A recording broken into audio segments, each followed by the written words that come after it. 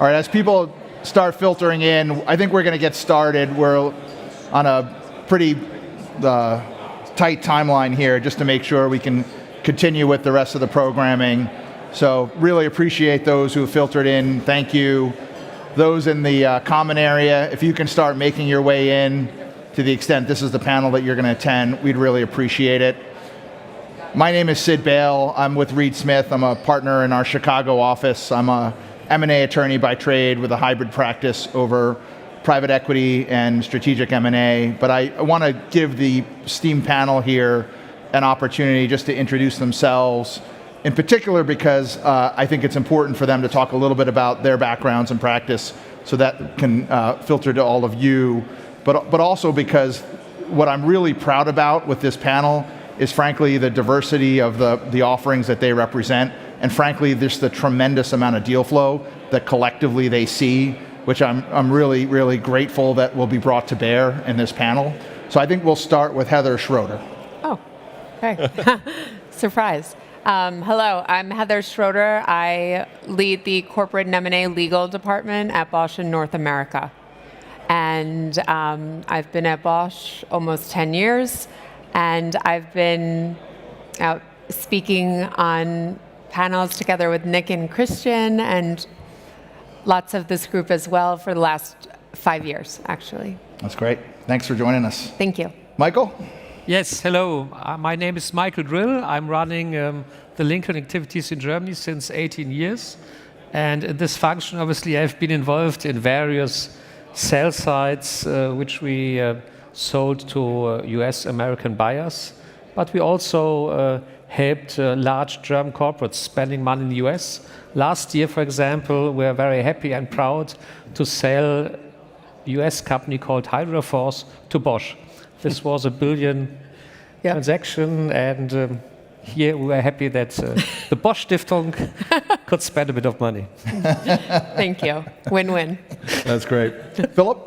Hey, my name is Philipp Heer. I'm heading up HWF Partners in Germany. We're a specialized boutique transactional risk insurance broker. I head up the German-speaking countries, and I'm co-head of our US team. So I would say also pretty well placed on this panel, seeing a lot of cross-border transactions, both inbound and outbound. Thank you. And Steve? Yeah, Steve Roberts, my name. I'm at PwC. I've been there for nearly 30 years and 25 of which in transactions, 22 of which here in Germany. So I'm based in Frankfurt. I run our German private equity practice and do the same role for EMEA. Great. Well, thank you, everyone. So the panel here is really broadly titled, cross-border transactions to and from the United States, really a focus on Europeans, private equity and sponsors and strategics doing business into the U.S., and then also sponsors and strategics in the U.S. doing business in Europe. And in particular, over the last few years, at least in my practice as well, what we've seen on the sponsor side is a higher just willingness by U.S. companies, both sponsors and strategics, to invest in Europe, and part of that is chasing returns. And then what we've seen is a corollary interest, frankly, in European businesses and sponsors to invest in the U.S. And part of the reality there, at least has been explained to me, is looking for really what is a robust new market. So getting out of Europe, perhaps not going to frontier markets, but really a mature market like the U.S. I've done deals both in the veterinary space and pharma space, among others. And so what I want to focus on with the first question here is just to ask our panel a little bit about some key trends they're seeing. We have some folks that have really robust experience on the strategic side, as well as on the PE side, like Steve, for example. And we'll just start maybe with you, Michael, to talk a little bit about what you're seeing in terms of trends, both inbound Europe and outbound Europe with the United States. So maybe let's start inbound very quickly. So yes, Germany is still a very attractive target market for US investors, both strategics and private equity investors. For strategics, clearly Germany is the largest economy in Germany, and in terms of ESG, corporate governance, it's maybe more attractive than the targets in Southern Europe. If you think of UK with a Brexit, here maybe Americans see also quite some uncertainties. Therefore, German targets are well perceived. If you think outbound, I think German buyers did quite some mistakes 10, 15 years ago in acquiring large companies but not having the management skills, both to assess and then afterwards to run these American operations. This has changed over time, and German companies have been quite successful in recent years doing acquisitions over there. This is due to the fact that the Germans learned of their mistakes, have a better education these days, have American talent in-house in their management teams, and therefore are able to manage these US acquisitions much better than before. Oh, that's great. Appreciate that. Steve, do you want to jump in a little bit more, maybe from the sponsor side? Yeah, I mean, what we've seen, obviously there was pre-COVID, there was a healthy exchange of transactions across the pond. What we're seeing, however, since then is certainly on the private equity side, a lot more focus. At the end of the day, what are private equities? There's two main roles. They're deal doers and they're asset managers. Yeah, they buy and they sell, and in the middle they create the value to hopefully provide the returns, yeah, so they can raise their next fund and so on. What we are seeing, certainly since COVID, after that initial wave and frenzy that happened in 21 when the markets opened back up again, is very portfolio focused. Why? Because the deals market per se is soft, and it has been soft. It will be soft for another 6 to 12 months going forward. So what does private equity do? It's got more time to focus on the middle bit, particularly when you look at inflation, interest rates, etc. Getting that return has become much harder, certainly not impossible, and value creation is the real focus. Part of any value creation play is M&A and roll-up, and this is the right time to do it. And they're looking much broader. I think to look within Europe is too centered and focused on the sort of core market. It is the right time really to look maybe across the pond, also right and left, going into Asia, although that brings its challenges as well, to drive the value through the strategy. I think the previous panel mentioned it and discussed it very well. There's a lot of synergistic benefits there if you take the time. I think, Michael, to your point as well, what certainly from a German-based perspective is, and I can say that having lived here now for over 22 years, it's so much more international than it was. The parochial German, we know best, board of 20 people and they're just all German men, is gone, thankfully. It's become much more diverse, much more international, etc. And that is facilitating a lot of the current trends that we see and the ability to go international. And Steve and Mike, any distinguishing features between, let's say, middle market deals, as we'd call them in the US, maybe 50 million to about 500 million, versus what might be a more bulge bracket transaction in terms of trends? Sorry, is that for me? Either you or Michael. Yeah. Feel free to jump in.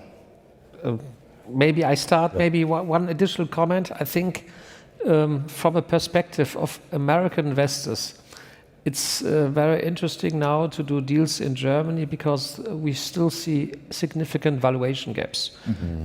Valuations are much higher in the US, and also large quoted US companies, they can only justify their current market cap, their current share prices if they grow unorganically. So they're under pressure in doing deals. And the same applies actually also for private equity investors. If you think of Silver Lake, Bain Capital, in the US, they will only find secondary or tertiary opportunities. In Germany, they find primaries, large Mittelstand companies, or maybe also quoted companies like Software AG. And they're doing these deals because, for example, software companies have a much lower valuation in Germany than on Nasdaq. Do I see differences between large cap and mid cap transactions? Yes. I think the focus these days and for the next 18 months will be much more focused on mid-market. I think transactions like the takeover of Fissmann will be the exception. I don't see double-digit billion takeovers in Germany for the next 1 or 2, 3 years. The focus will be mid-market for sure. Yeah, I can only agree that there will be exceptions. We're looking at turbulent times that a lot of the corporates here, the large corporates, are taking a very long, hard look at their portfolios. There may well be bits that come out of that. Obviously, PE is a very willing buyer for anything, but mid-market is the core of Germany. It always has been. Whenever we do our global meetings, I always have to explain to our US colleagues, this isn't the United States of Europe. right? This is a multi-diverse range of territories with all the cultural and etc. differences and the different economies even, and even within the countries, different sub-economies within the sectors. That one size doesn't fit all, and that's why I think somewhere like Germany, with its historic and current economic strength, is very attractive for the inbounds, but mid-market is absolutely, to be honest, it's always been mid-market. There have been blips with large deals that have come and gone, and you get a wave of them over a certain period, but the core bread and butter of particularly Germany, but also continental Europe, is mid-market. Completely agree. I appreciate that. Philip, we're going to switch to you for a little bit. You know, you, in your position as a broker, see a tremendous amount of deal flow, both U.S. acquirers trying to come into Europe, and you and your colleagues with European acquirers coming to the United States. Can you talk a little bit about what you're seeing as trends, whether that's in the depth of underwriting for some of the policies that you're part of, diligence that's being required by buyers in order to place products, just what you're seeing on diligence, more globally, and any other feedback you might give just on deal processes that you're seeing lately? Yeah, of course. I mean, we sit in this very interesting observer role between what Michael and Steve have alluded to. We see a tremendous amount of cross-border deal activity, which typically in a PE-dominated environment we don't typically see. So the macroeconomic situation we are facing currently is a breeding ground for strategics and corporates to invest, because typically if you have a PE transaction, if you have a German asset and private equity is buying, they will not buy out of their US office, they will buy out of one of their European subsidiaries. So it necessarily makes it, even though it is technically could be defined as a cross-border transaction, it simply isn't, because you don't face those cultural challenges. And from our perspective, if we talk about cross-border activity, I would always break it down to the cultural differences that are inherent in those cross-border transactions, and those are the challenges for us. If you have a pure play US strategic buying a German asset, you are faced with significantly more challenges than you are if you are playing just in one jurisdiction. You need to overcome the cultural differences in just how you do deals, how you use your purchase agreement mechanics. So you have to do a lot of teaching both ways to align those different expectations that you have, and that then trickles down into the insurance work stream. So if you look at it historically, the W&I, as we call it in Europe, or the reps and warranties as they call it in the US, have developed out of their regional concepts and simply follow the mechanics in the purchase agreements in the various jurisdictions. If all of a sudden you come into a cross-border situation, it is not so much the insurance that has to follow, it is a cultural teaching that needs to get everybody aligned on how you do deals in the respective other jurisdiction, and then the insurance just simply follows. To give a couple of, for instances, in what you said, depth of underwriting. The depth of underwriting is similar. The approach to it is completely different in Europe as opposed to the US. If you, for example, present a US advisory team with a couple of underwriting questions that need to be responded to in writing, which is just commonplace in Europe, they will throw their hands up and say, we want to have a long underwriting call, and just do it verbally and not in writing for whatever liability considerations that may be. So you have to overcome those hurdles at every step of the way. Or another example is in-house due diligence. If you have a strategic corporate buyer, Heather, you can attest to that, you have a significantly higher level of internal DD that is being undertaken in the transaction.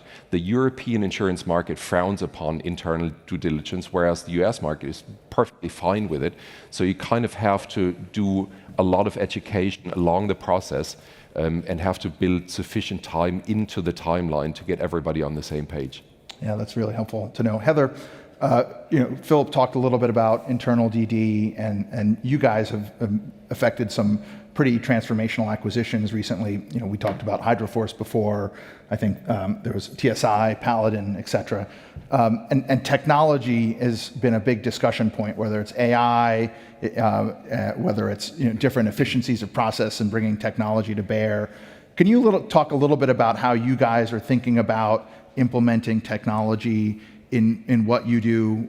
It could be AI, it could be software, it could be other processes, and what expectations you're setting on your service providers also to be a bit more efficient and leverage technology? Yeah, so to be quite frank, it's a struggle. Sure. A big German strategic, speaking of internal due diligence, as you are, we struggle with our due diligence process is so significant. And so at that point, what do you need insurance for? You've already delved into everything. But in terms of technology, right, when we are diligencing, there are now AI programs that can run through hundreds of contracts, for instance, and pull out what you need. This is helpful, but culturally, we still struggle with, well, we still want to know every detail. So the data provides us the summary, and the data provides us a quick way to get good information, but we are inherently risk averse as a German corporate, and we still want to analyze all that which is providing us a risk. Also, it comes back to, I would say, internal insurance and protection. No one wants to be the one blamed Sure. for overlooking a contract that has then $6 million of liability post-closing that, didn't show up when the AI program was just pulling change of control provisions in contracts. So it's an interesting statement, because one of and everybody on the panel here, and you all have heard this before too, is some of the sponsors I work with, they always talk about how they can get to closing super quickly, right? Yep. 30 days, 45 days, sometimes 15 days, whatever it is. And it's interesting to hear a little bit about how internally, at least at Bosch, that process to get through everything and make sure you're dotting all your I's and crossing all your T's hasn't necessarily changed a little bit, although it seems like maybe there might be some ability to rely on technology. So I would say, well, rely on technology, maybe not, but Okay. we are so much better at this because as we've talked about this morning, where there are less opportunities for sponsors right now, there are more opportunities for us, quite honestly, where we as a large strategic struggled with competing from a buy side with the PEs, unable to use W&I the right way and unable to get to even, the bid process in a competitive manner. We've gotten there, and we've also seen that there's less competition. But we've done it in different ways. We've done it by getting W&I to remain competitive, as we did in the Hydroforce deal. And we do it as we did when we bought from a PE recently in the TSI deal, by self-insuring, sorry.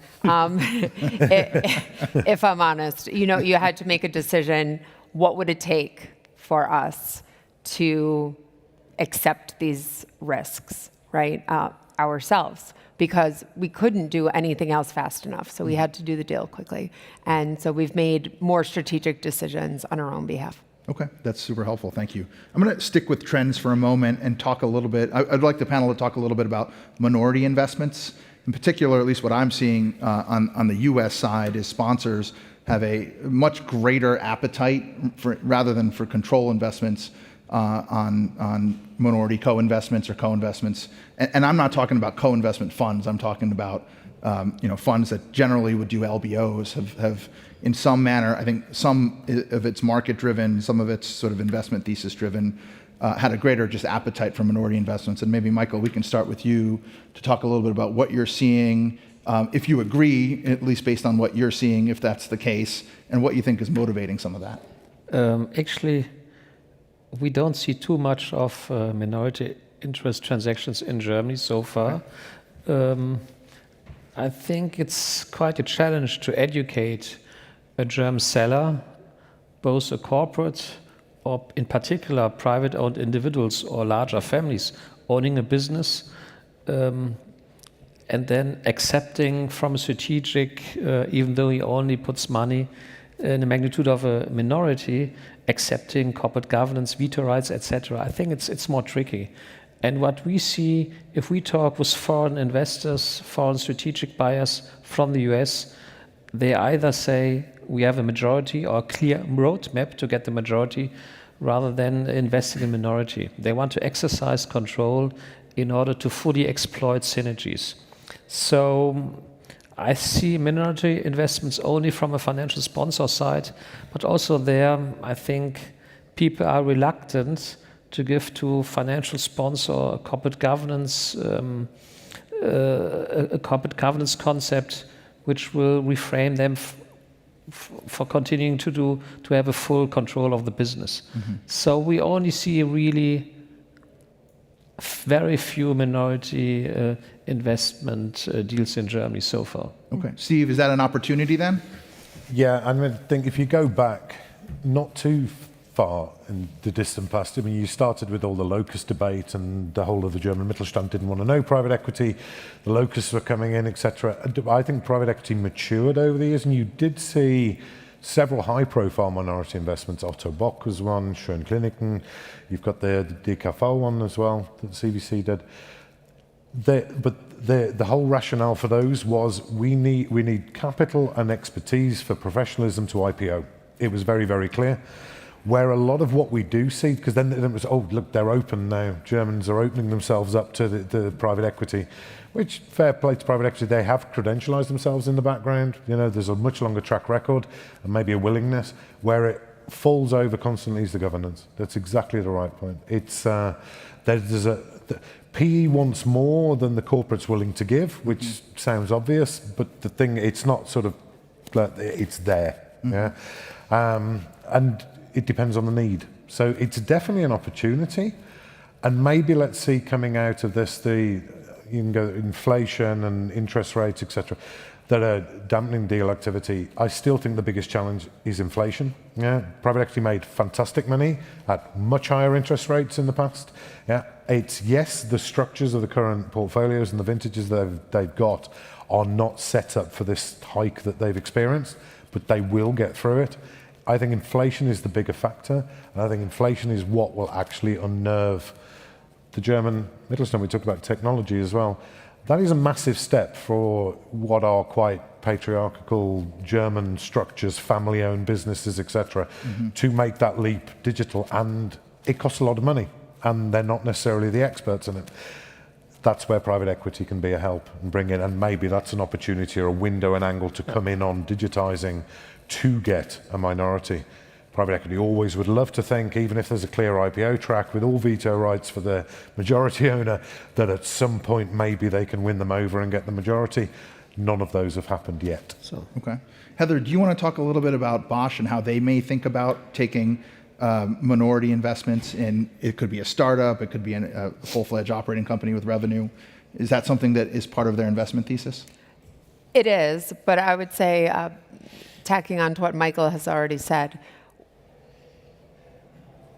we care about governance and generally speaking, controlling everything. I think we've talked about, the issues we're all having right now. Is there a recession with the economy? And when there's so much uncertainty, I think everyone wants control. You're okay to ride it out and let someone else manage an investment as long as there's certainty in the future. When there's uncertainty, you want to be able to control that, and those minority rights aren't always enough. Yeah.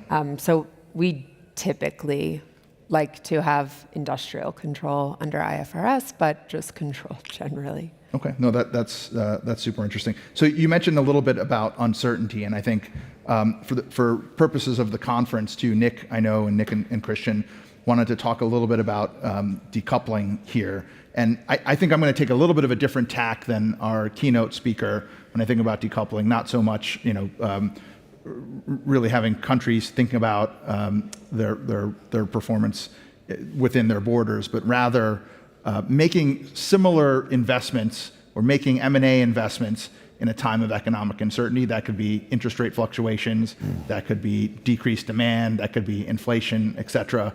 There's actually a pretty interesting PwC report that was published that talked about how those who make fairly typical, and I'm not talking about distressed investments, but fairly typical M&A investments and continue that pipeline during economically challenging times have shown that returns on those specific investments have been higher than when those similar investments are made when the cycle is for sort of pro M&A.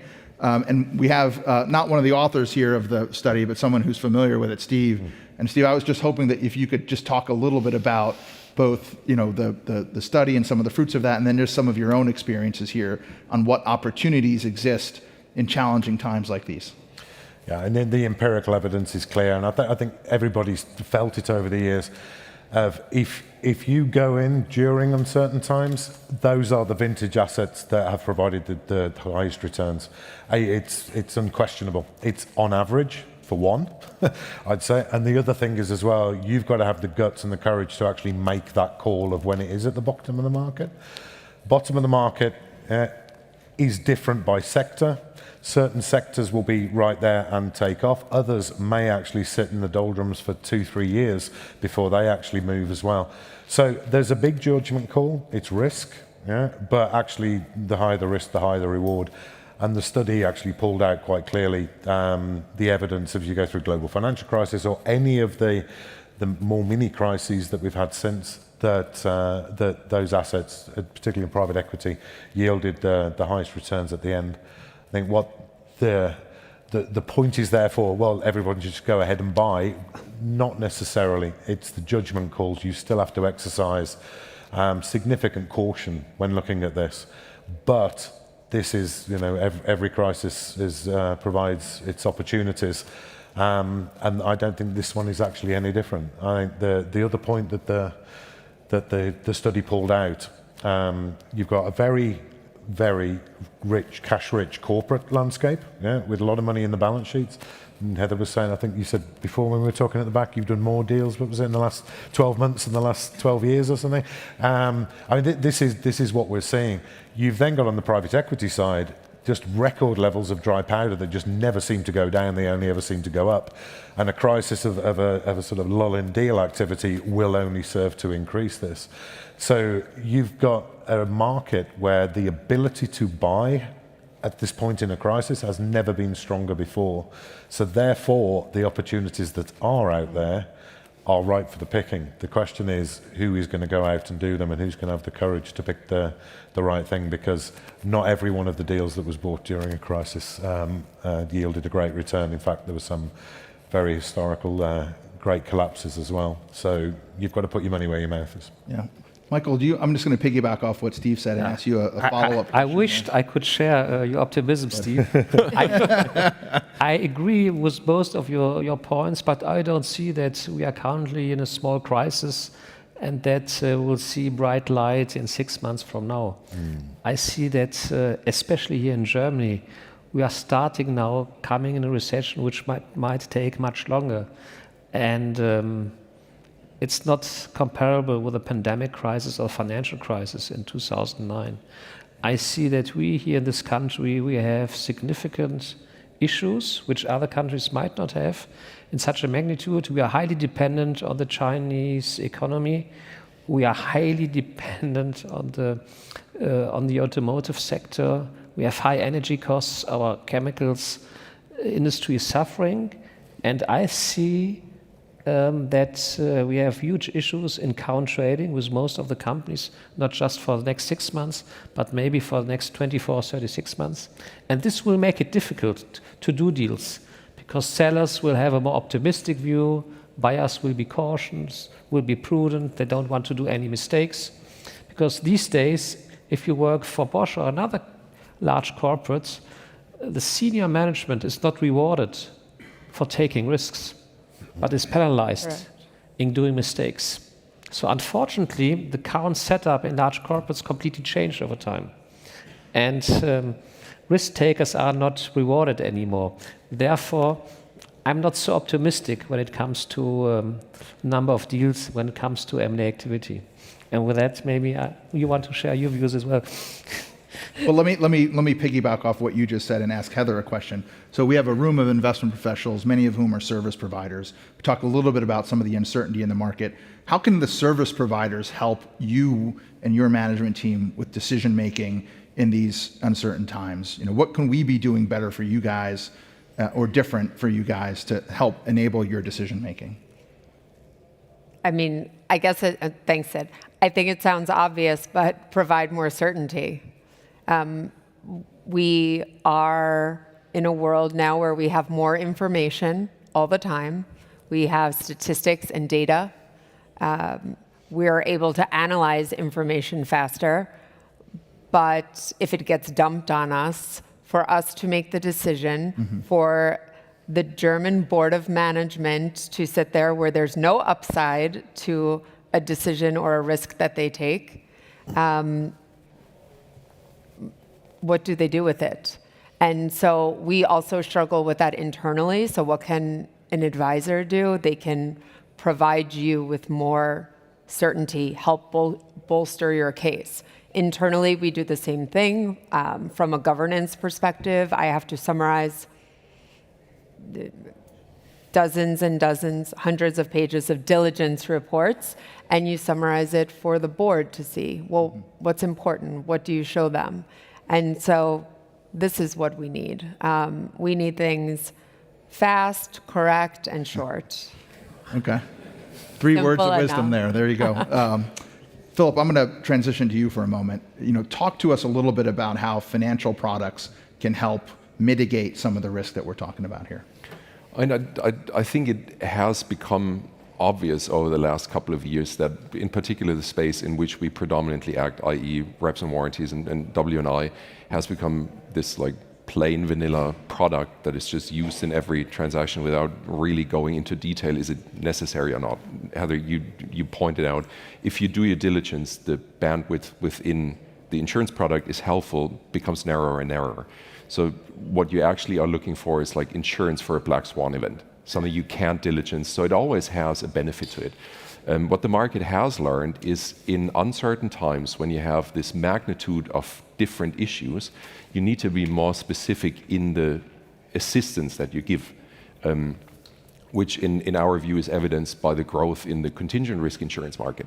So you help deal doers get over a hump in the transaction that they typically weren't able to jump over. So you have this like high quantum risk with a low probability of ever occurring that typically ended your deal right there because you didn't find an appropriate risk allocation. And this is where insurance did a smart thing of just swooping in and saying, we take this risk off the table for the parties. You need to discuss how you want to allocate the premium that is applicable to the risk, but then you move on with your transaction. And I think this is where our market can provide significant assistance in helping to do deals.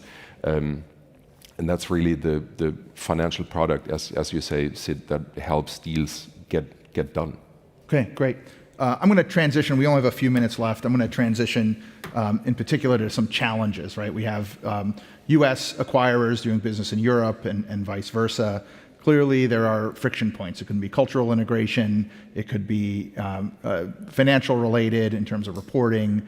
There are lots of potential landmines here that need to be accommodated to have a smooth acquisition. And I'll open it up to the panel more broadly just to talk about what you've seen historically as potential friction points and how they've been resolved or not. I mean, I'm happy to have a go. We've seen, speaking about the cross-border scenario, and to give a concrete, real-life example from a couple of weeks ago, we just had a transaction of a German buyer, a US PE seller. The business was domiciled in Canada, had operations only in Brazil. So this is like where you have to swoop in and provide this guidance and assistance. And I think this is a typical deal that we see in current times, somebody just being opportunistic and looking for assistance to get this deal done. And you have to deal with all these different jurisdictions and get all those different cultures aligned. I think this is what we see as a trend, to get those different cultural approaches aligned to get the deal done. Yeah, we have similar issues. That sounds nightmarish, but similar issues as well culturally. Forever we will have these issues, I think, and it just depends on the scenario, where the target is, and who's involved from the management on the buy side. But what I see right now, especially considering decoupling and everything else, the regulatory hurdles are so great now. In the US, you've heard for years, but it's been really front and center. CFIUS, the Committee on Foreign Investment in the United States. We have the FDI everywhere else. And now you see the FSR, the Foreign Subsidies Regulations in Europe. And it makes transactions of this magnitude almost impossible. Yeah, there are new changes to the Hart-Scott-Rodino filings coming up. Correct. Which are going to make those protracted, kind of align with Europe. Similar more to Europe. Yeah, exactly. And then we've heard also earlier that you have the U.S. Propensity for verbal discussions over. Our European colleagues are used to, okay, we'll provide the questions in advance in writing. It doesn't happen in the US. So you don't know what you're getting. These are closed door meetings. You're getting questions all throughout after the signing. So, you always hear from private equity sellers, like, we want simultaneous sign and close, which is never possible for Bosch due to merger control filings, but now also due to foreign investment filings. Great. Well, listen, Nick told me if I don't end on time and impede lunch, I'm going to have a problem. So I think we're going to end here. But what I'd really encourage all of you in the audience to do is to find these four throughout the rest of the conference today. They really are a wealth of knowledge. They have a ton of experience. Come to them with issues you have. Come to them with opportunities. You won't regret it. So thank you very much, guys, for the panel. Really appreciate it. Thank you. Thank you.